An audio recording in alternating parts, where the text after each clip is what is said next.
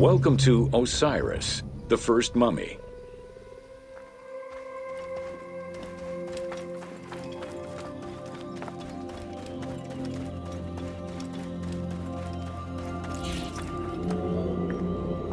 The oldest mummies recovered date from the Old Kingdom, though Egyptologists believe that mummification was in use much earlier than that. At first, the body was mummified through environmental desiccation, by leveraging the dryness of the environment and the heat of the climate. Early experimentations in mummification were conducted with the use of resin made from tree sap. Strips of linen were only used on some superficial parts of the epidermis of the hands or jaw.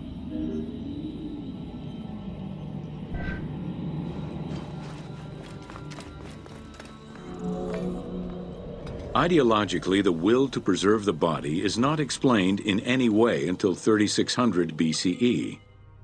This is when the Egyptian belief that the body housed the soul was finally documented for modern Egyptologists to eventually decipher. It was not until the arrival of the myth of Osiris in the Egyptian religion around the 5th dynasty that mummification was thoroughly conceptualized. The practice was thereafter grounded in both a mythological and ideological point of view.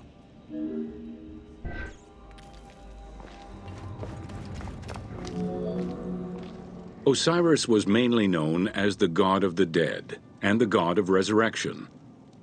The most well-known Genesis myth concerning Osiris is that of his dismemberment.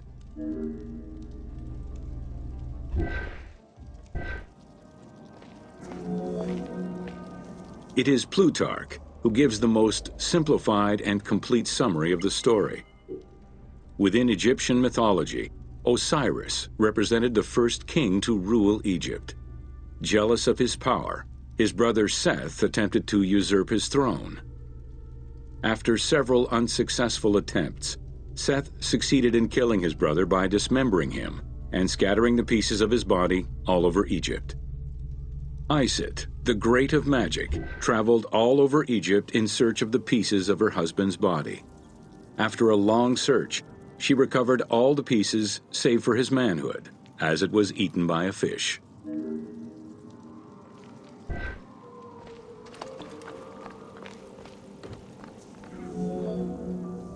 Isis then reassembled the body of her husband by binding it together with strips of linen. Aided by her sister Nephthys, another powerful magician, they gave Osiris the breath of life. This not only brought him back from the dead, but also allowed him to recover his virility long enough to impregnate Isis, thus ensuring his succession before, once more, dying. Thus Horus was born.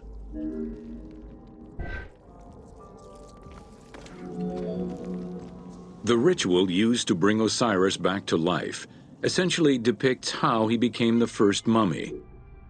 It is why, on the sarcophagi of kings, we often find Isis and Nephthys represented as the magicians who restore life to the deceased.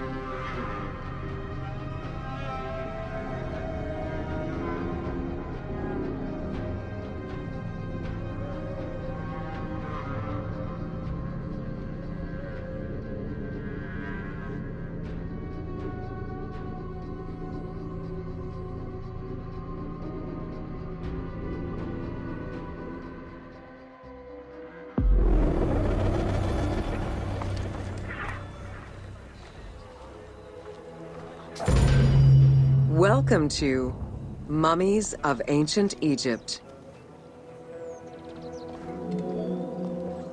The mummification process used by ancient Egyptians was highly ceremonial in nature. The different types of mummification took into account the social level and richness of the deceased and even included animals. The most expensive was that reserved for the pharaoh and the royal family, as well as some of the wealthiest members of the court.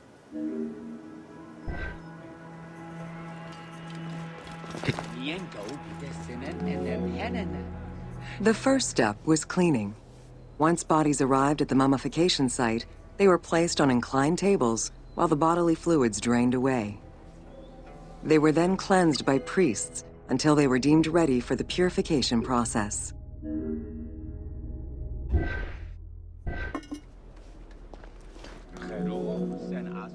The purification of the body began with a libation from sacred water. The priest then fumigated the body with terebinth resin. After the ritual cleansing, priests used oils, spices, and all kinds of essences to further purify the body of the deceased. Finally, all body hair was meticulously removed.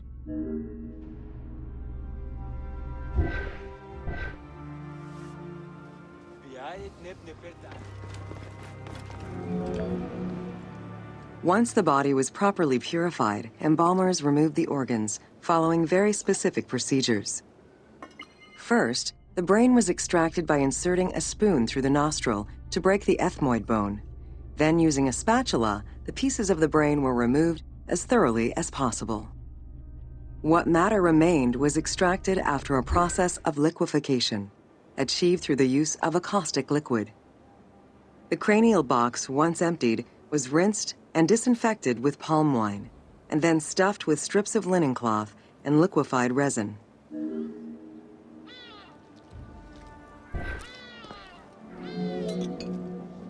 After taking care of the brain, embalmers made an incision on the left flank and carefully set aside the viscera.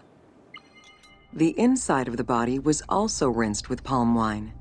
Then the embalmers filled the belly with pure myrrh, cinnamon, and other perfumes and sewed it shut. The removed viscera were washed in palm wine and packed in crushed herbs before being placed in canopic jars.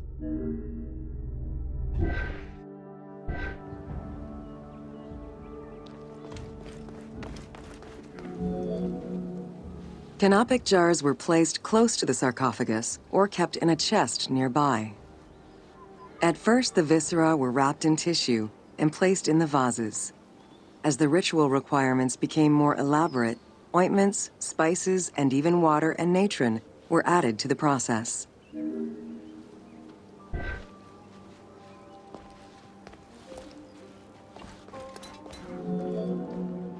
Towards the middle of the New Kingdom, canopic jars assumed the appearance of the 4 sons of Horus. They were known as the protectors of the viscera. These protectors had their own guardians, each a goddess of the dead. Imseti, the human-headed god, protected the liver and was protected by the goddess Iset. Hapi, the baboon-headed god, protected the lungs and was protected by the goddess Nephthys.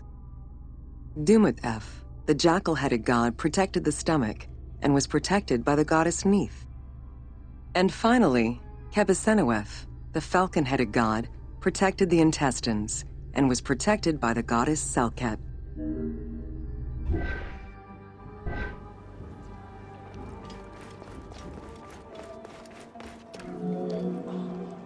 Natron is a naturally occurring mineral found in evaporite. These sedimentary rocks are made up of mineral salts and were generally mined from lake beds in Egypt.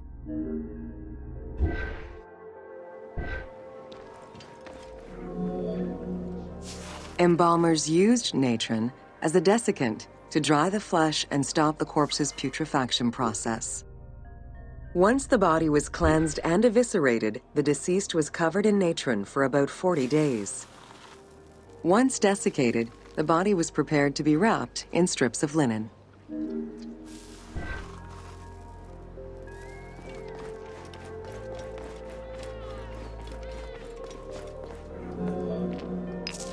Once the body was fully desiccated by the natron treatment, embalmers oiled, painted, and sometimes even added hair extensions or a wig. They often used a henna-based antiseptic preparation to give the body a more colorful and lively appearance while preparing it to resist molds and fungi.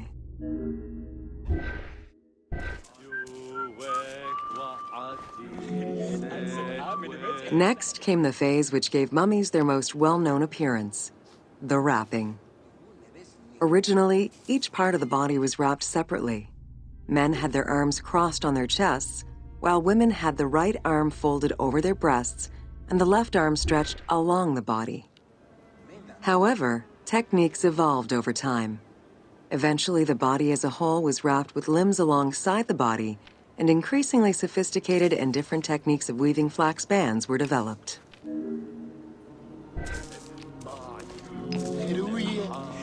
In addition to the jewelry and amulets arranged on the skin of the deceased, amulets were also carefully inserted into the weaving of the linen strips. Each amulet was linked to a myth or to an ideological belief related to rebirth.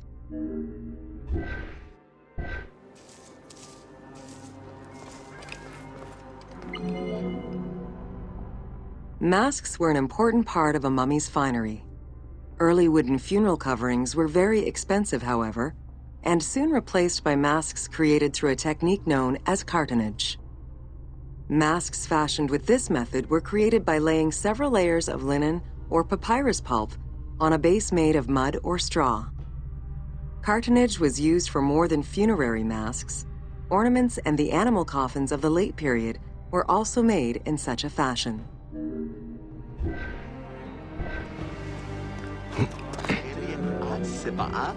Cartonnage evolved to cover the entire body of the mummy during the 22nd dynasty. The mummies were placed on a board inside a rigid envelope of cartonnage, which was laced at the back with a string. Extremely cost-effective and visually pleasing, this technique was very popular through all layers of the society.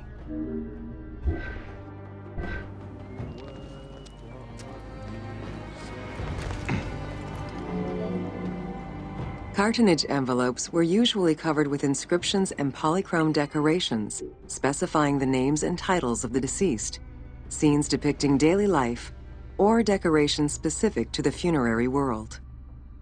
This was a true gift for Egyptologists eager to study the funerary rites of the ancient Egyptians.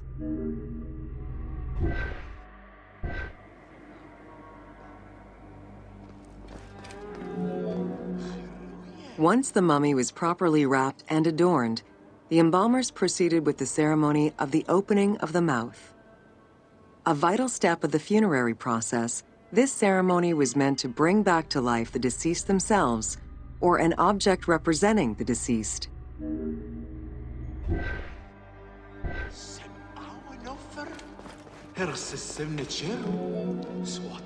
There were no less than 75 different stages for the opening of the mouth. It required the application of the same oils, ointments, spices, and perfumes used during the mummification process. Makeup was sometimes part of the process as well.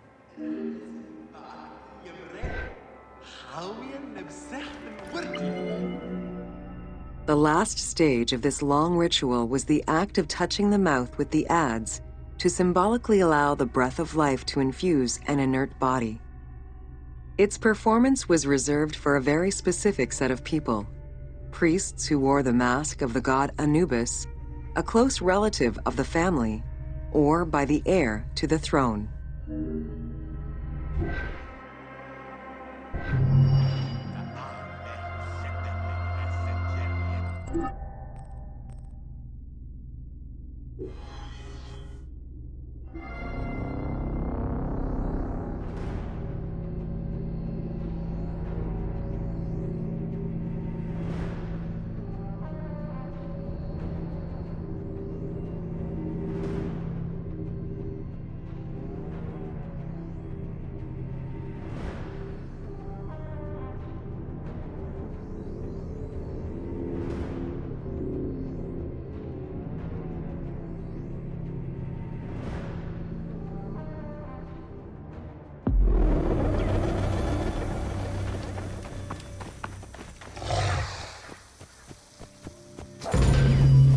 Welcome to The Importance of Mummies.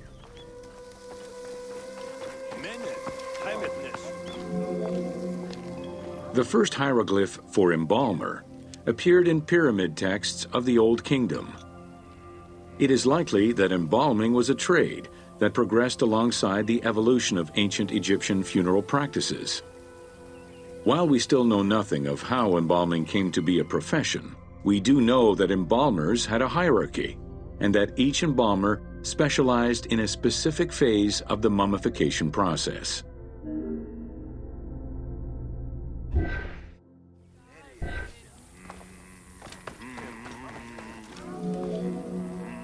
The mummification techniques were jealously guarded by embalmers from generation to generation. Despite their efforts, Herodotus and Diodorus discovered their methods in late antiquity, but historians were skeptical about the validity of the texts. It remained a mystery until two teams of modern medical legal scientists confirmed the process in 1994 and again in 2011.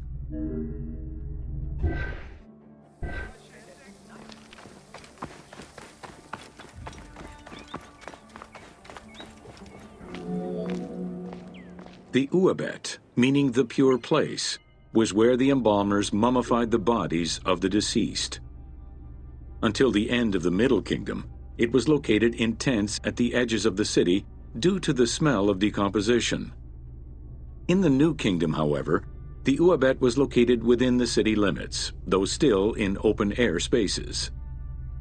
In the same way that the practices and techniques of mummification evolved, so possibly did consideration towards embalmers within ancient Egyptian society.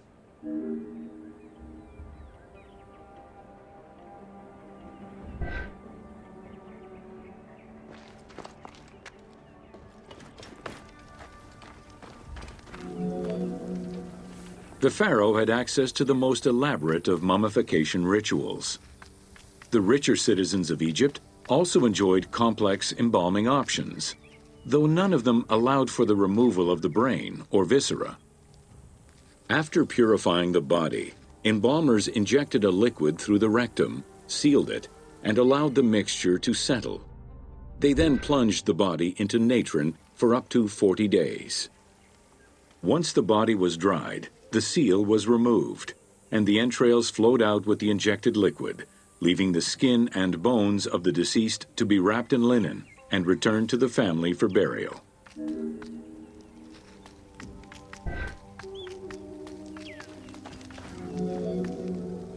The least costly embalming option was for the embalmers to simply inject a product called surmaya and immerse the body in the natron for up to 40 days before handing it over to the family.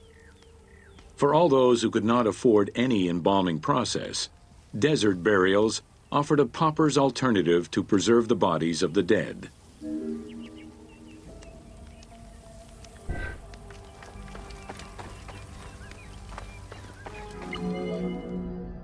Egyptian civilization has always appealed to Westerners, even before the Greek and Roman invasions. As early as the Middle Ages, mummies discovered by travelers were often sent back to Europe. Curio cabinets, dating from the 16th and 17th centuries, usually included pharaonic artifacts in their collections.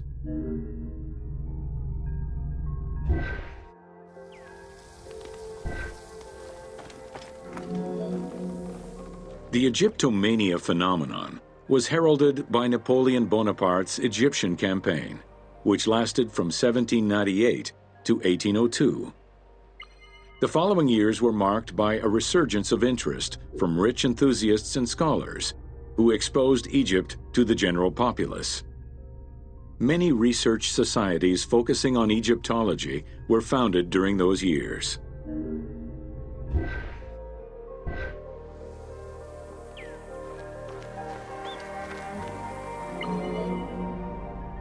By 1868, mass tourism began in Egypt, under the aegis of the Cook Agency. The rich would indulge in leisure trips to Egypt and bring back mummies. Upon their return, they would organize evenings that consisted of unpacking mummies and removing strips of linen and amulets layer by layer. These were considered the shining cultural events of the season. The Egyptian collections of many a museum were founded as a consequence of this mass pillaging.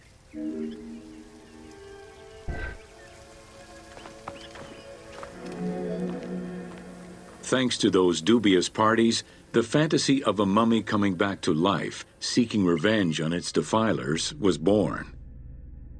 The mummy malediction myth has remained steady in popular culture ever since, particularly in written media and cinema.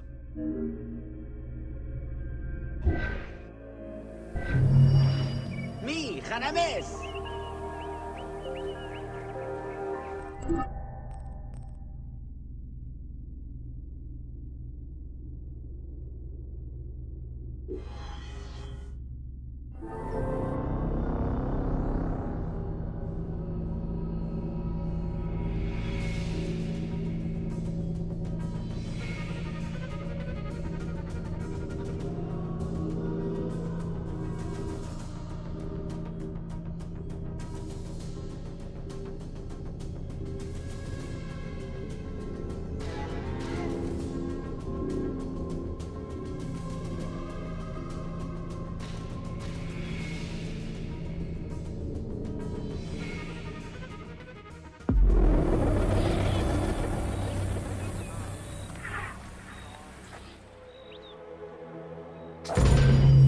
Welcome to Amulets and Rituals.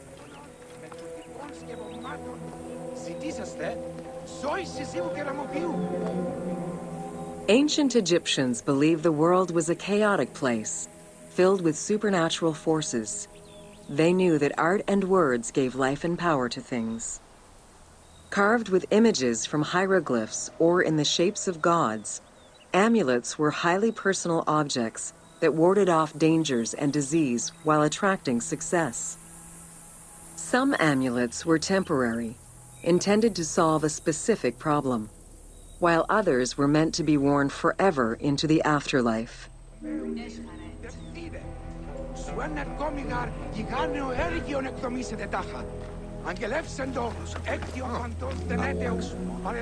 Priests would infuse amulets with magical energy during religious ceremonies, imbuing them with protective magic to safeguard against supernatural powers.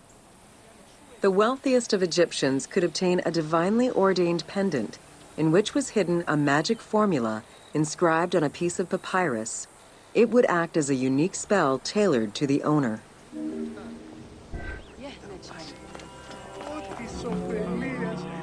Religion was so important to ancient Egyptians that it permeated every aspect of their daily lives.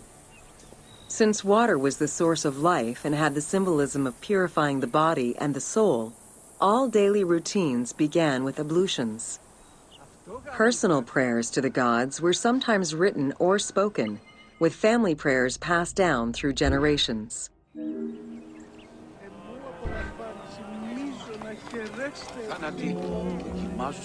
There was a complete calendar of each of the religious days, both good and bad, illustrating the appropriate daily rituals. Along with wine, milk, and ointments, offerings to the gods consisted of small amulets to life-size statues and family shrines. During the Greco-Roman period, offerings to the gods consisted of mummified animals, cats for Bastet, dogs for Anubis, and birds for Thoth.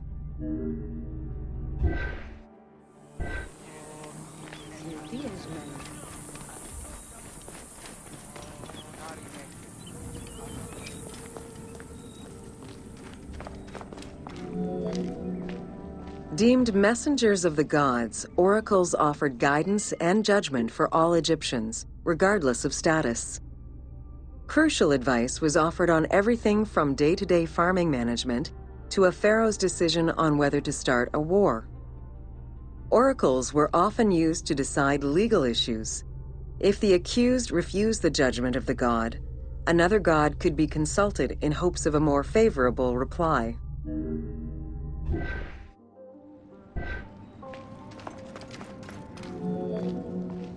It was oracles that guided the Greek sailor Batos to the coast of Libya, where he founded a colony known as Cyrene. During Alexander the Great's campaign to conquer Persia, he consulted the oracle at the Temple of Amun within the oasis of Siwa, and was subsequently ordained a divine being.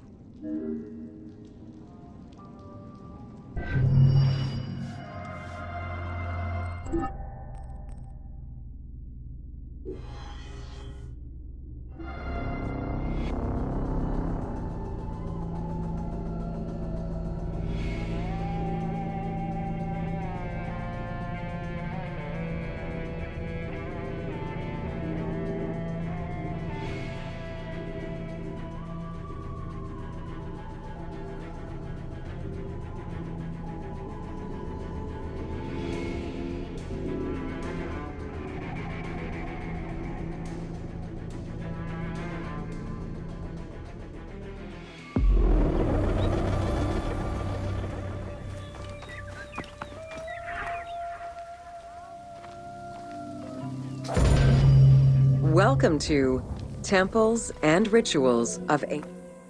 During rituals and festivals, the god was carried on a solar barge between the areas of a temple or the temples of different cities.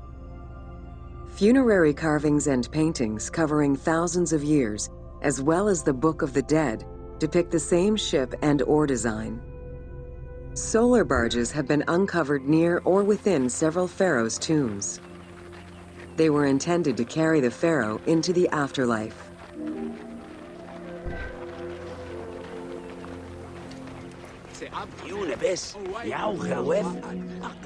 Ancient Egyptians believed that Ra, the sun god, traveled the skies in a boat known as the solar barge. The solar barge was believed to cross over to mythological lands.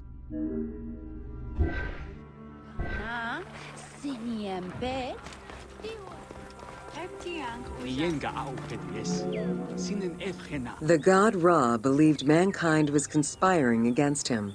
He ordered Sekhmet, the lion-headed war goddess, to kill all humans.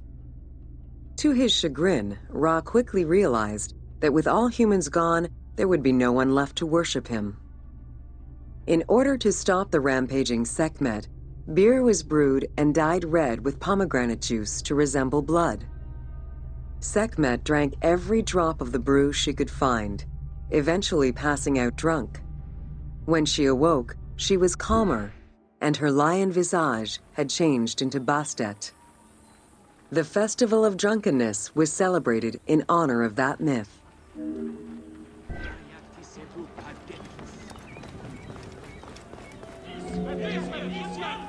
Unlike the daily rituals that took place in the temple and were performed by priests, festivals allowed the entire population of the city to participate. Festivals helped mark the passing of the seasons in the agricultural calendar. In reflecting the cycles of life, festivals offered a sense of consistency and structure for the regular citizens, thus reinforcing the sense of order that pharaohs were to provide for the citizens of Egypt as part of their godly duties.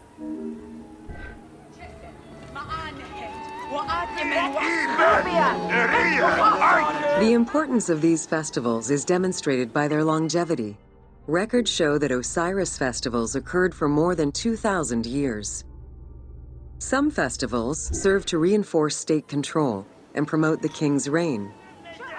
Both the Opet and Sed Jubilee festivals were specifically intended to celebrate the renewal of the king's power.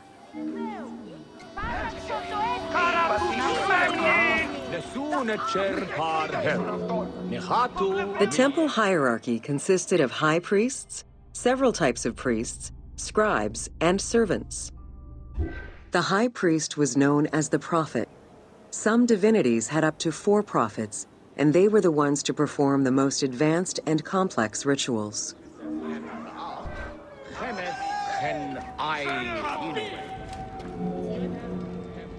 Egyptian priests were not confined to solely religious tasks, and in fact had crucial roles in Egypt's administration, most of which served to reaffirm the pharaoh as the proper vessel for the gods. Their focus within the temple was centered on the proper conduct of daily divine rituals, rather than as custodians of dogma or the indoctrination of individuals.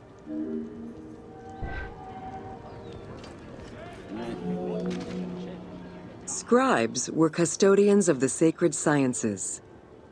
Some priests were associated with the funeral rites and were considered the group with medical knowledge.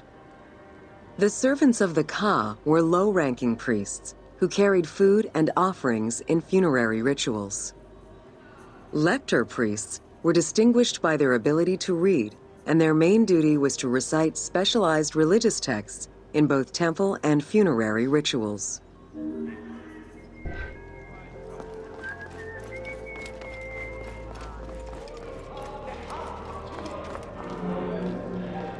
Priests and all the officials who served the temple worked only 3 months a year, with each period separated by a quarter of inactivity, at least within the temple compound.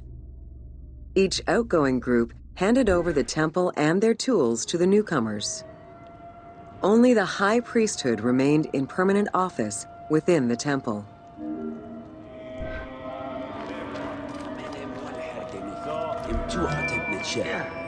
The most sacred part of the temple was referred to as Jesser Jesseru, the Holy of Holies. The most sacred inner sanctuary was where the shrine to the temple deity was located. Only priests were allowed within. Offerings were given, and rituals unseen by even the pharaoh were performed. While the team chose to allow any character access to this space in some game temples, normally it was reserved for priests alone.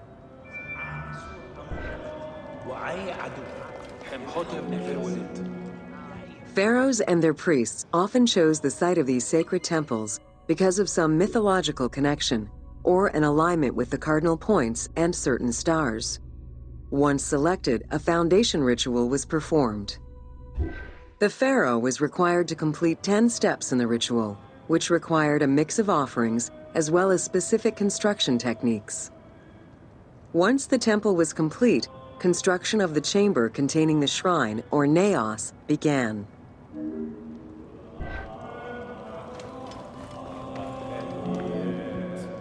The naos was where the god statue stood. The representation of the deity was usually in stone or wood and decorated with gold, silver, and precious stones. Smaller temples had only one naos, while larger complexes, such as the Temple of Karnak, had many chambers to honor gods, such as Amun, Ptah, and Osiris. Each statue was believed to be a receptacle for the presence or essence of the god's Ka, enabling it to take a physical form. Through the statue, the god came to the shrine to eat, drink, and communicate with the pharaoh, or with the priests standing in for the pharaoh.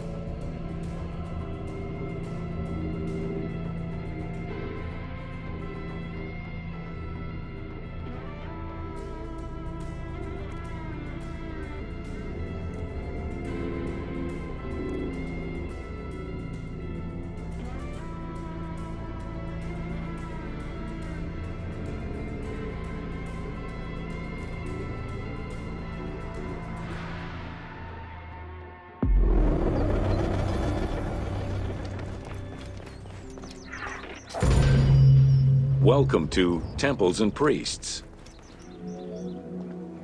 From its foundation, the city of Memphis favored worship of the god Ptah. The main temple of Ptah was known as Hutkaptah, meaning Palace of the Ka of Ptah. The name of the temple, translated into Greek as Aegyptos, would eventually evolve into the modern name Egypt.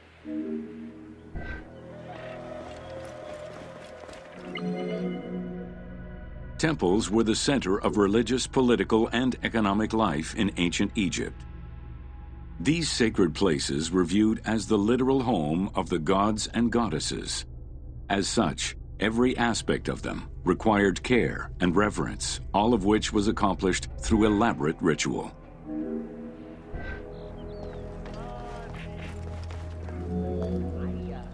Located in the center of Memphis, the Temple of Ptah was the most prominent and imposing building in the city. The long walkway leading toward the temple, known as the Dromos, was guarded by rows of sphinxes. The entire sacred area was designed to keep the statue of the god protected, deep within the sacred enclosures that surrounded it.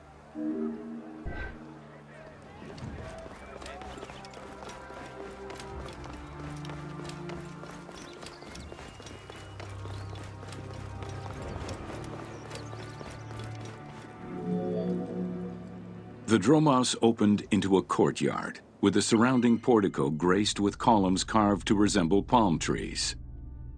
During special festivals, the general population was allowed to enter this location, but under no circumstances would they be allowed into the sacred spaces beyond the courtyard.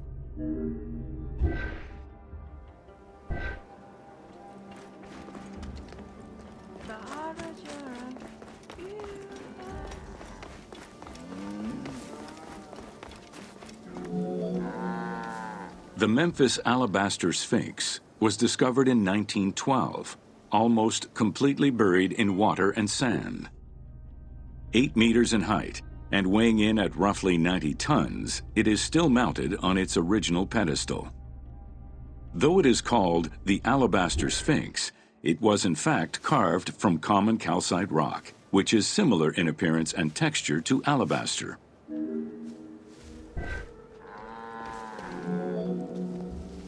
Erosion has destroyed the original engravings, making it difficult to determine when it was created. Egyptologists believe that its facial likeness resembles Amenhotep II, and so it could have been sculpted somewhere between 1700 and 1400 BCE. It is believed that this monument once stood outside of the Temple of Ptah and was integrated into subsequent extensions to the complex.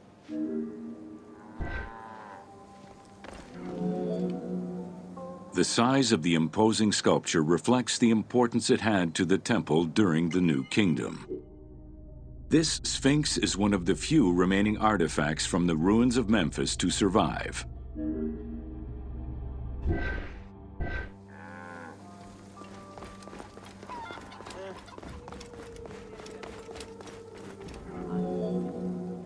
In Egyptian culture, some animals were associated with gods, while others were considered to be living gods.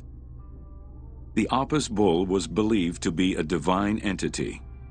The earliest mention of the Apis bull in ancient Egypt goes back as far as the first Egyptian dynasty.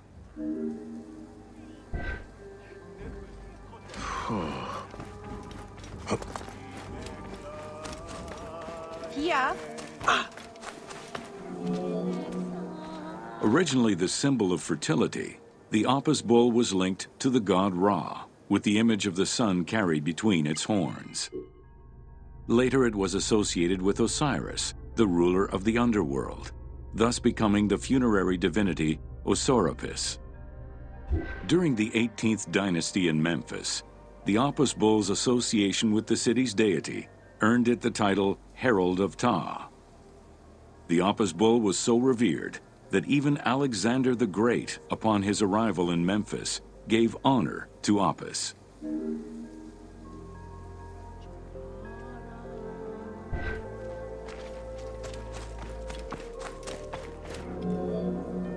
A sacred barn located in an enclosure in the Temple of Ptah. Each bull bore 29 signs representative of its divinity. Among them, the bull had an eagle-shaped mark on its back, a double tail hair, and a scarab-shaped mark under the tongue. The signs were intended to correspond with the lunar cycle. After its death, Egyptians would search for its reincarnated form among the livestock.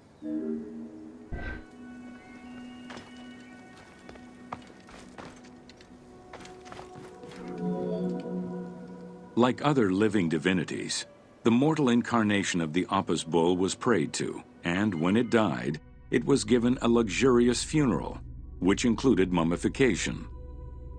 Until the reign of Ramses II, the Apis bulls were buried in individual graves in Saqqara. During the 26th dynasty, the bodies of the bulls were buried in enormous stone vats in the underground corridors of the Serapeum of Memphis.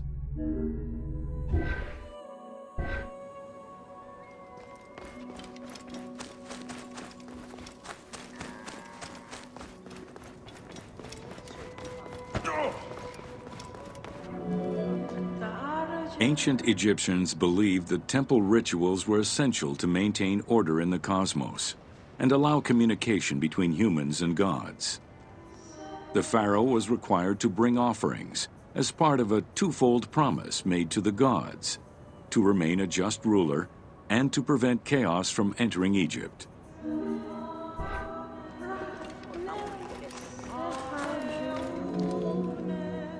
Details of the ceremonies found on temple walls provide a thorough overview of the stages of the daily ritual.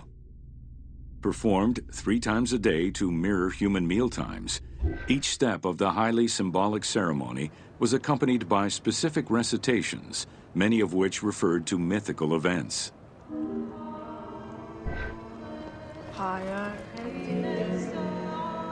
The high priest would first awaken the sleeping god with a chant. Then the seals of the shrine's doors were broken and the bolts drawn back. The act of swinging open the doors was a symbolic gesture where sight was granted to the deity. The priest would then bow and kiss the ground.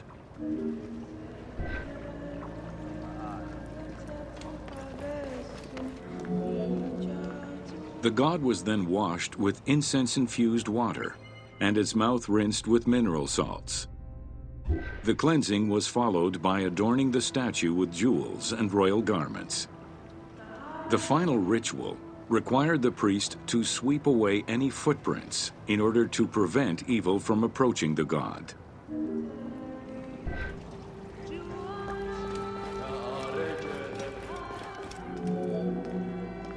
Heredity was the primary source of new recruits. Rarely was an outsider allowed this position. At the top of the temple hierarchy was the high priest. Each temple dedicated to a god had at least one high priest devoted to its care and service. During the Ptolemaic dynasty, one family held the position of high priest in Memphis for almost 300 years.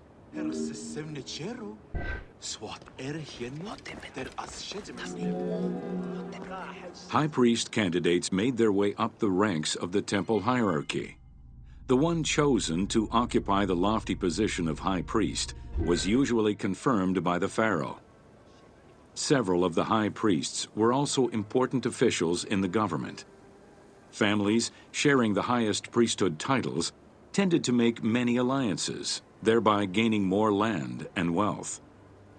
Shifting balances of power sometimes resulted in more or less open conflicts between the priesthood and the pharaohs.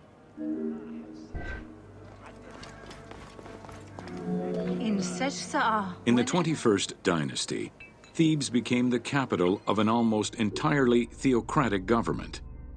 The city was headed by king priests who spoke and governed in the name of the god Amun, in open opposition to the ruling pharaohs.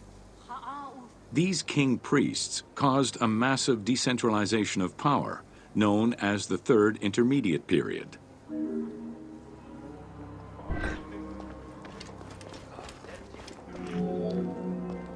The educational institution in ancient Egypt was known as the House of Life. Attended by the offspring of the elite and the clergy, it was a place tailored to the social status of its attendees. The earliest references to this type of institution date back to royal decrees of the Old Kingdom.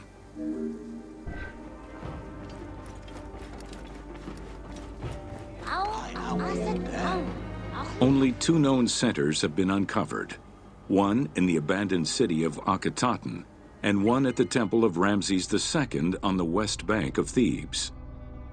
Inscriptions uncovered in those locations mention the names and titles of people who were connected with the House of Life, such as a chief physician and many scribes. It is presumed that by the late kingdom, every temple had a House of Life.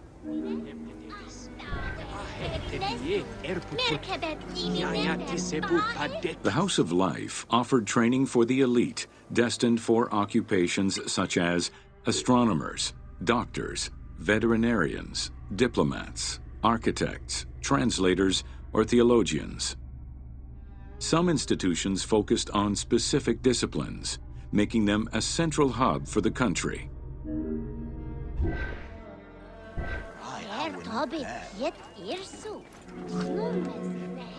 Not limited to instruction for young students, the House of Life was a source of reference for many scholars, with rooms dedicated to papyri of many disciplines. Because papyri were preserved there, the Greco-Romans referred to the House of Life as a library.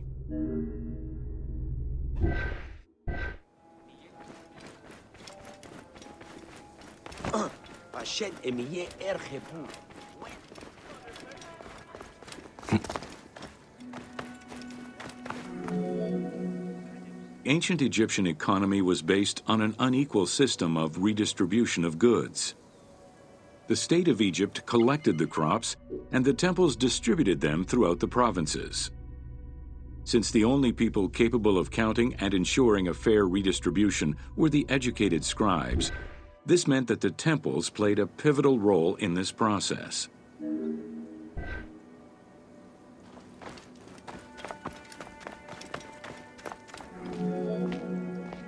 There are records of pharaohs making offerings of large tracts of land and animals to temples in order to maintain their favor. Ramses III offered generous gifts to the temple of Amun in Karnak in such a manner.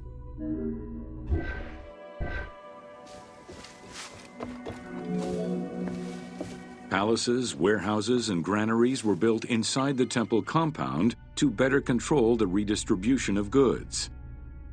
The size of the recorded numbers of goods, combined with every other function filled by temples, only serves to confirm their might as economic, religious, and political centers of power within Egypt.